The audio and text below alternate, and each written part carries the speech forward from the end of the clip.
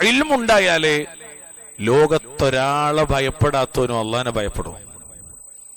ഇൽമില്ലാത്തത് കൊണ്ടാണ് അള്ളാഹുവിൽ ഭയമില്ലാത്തത്. എന്തുകൊണ്ട് മക്കൾ കഞ്ചാവിന് അടിമപ്പെടുന്നു? എന്തുകൊണ്ട് മക്കൾ നുണ പറയുന്നു? എന്തുകൊണ്ട് മക്കൾ കുറ്റം പറയുന്നു, തെറി പറയുന്നു? എന്തുകൊണ്ട് മക്കൾ പരസ്പരം പോരടിക്കുന്നു? എന്തുകൊണ്ട് മക്കളിൽ അനിസ്ലാമികമായ, പ്രകൃതി വിരുദ്ധമായ, സാമൂഹിക വിരുദ്ധമായ, ഈ നാട്ടിൽ ജീവിക്കുന്നിടത്തുള്ള നിയമ സംവിധാനങ്ങളെ പോലും വെല്ലുവിളിക്കുന്ന രീതിയിലുള്ള തോന്നിവാസങ്ങൾ ഉണ്ടാകുന്നു? നിയമത്തെ ഭയക്കാത്തോണ്ടല്ല, അല്ല, പിന്നെ അള്ളാഹുവിനെ ഭയക്കാത്തോണ്ടാണ്. അള്ളാഹിനെ ഭയന്നാൽ, നമ്മളെപ്പോഴും പറയാറില്ല, അള്ളാഹിനെ ഭയന്നാൽ പിന്നെ ഒരു ക്യാമറ, CCTV ക്യാമറയുടെ, ഒരു പോലീസുകാരന്റെ, ഒരു മേലുദ്യോഗസ്ഥന്റെയും ആവശ്യമില്ല. എന്റെ റബ്ബ് കാണും, എന്റെ റബ്ബ് അറിയും, എന്റെ റബ്ബ് കേൾക്കും, എന്റെ റബ്ബ് കൊണ്ടുവരും.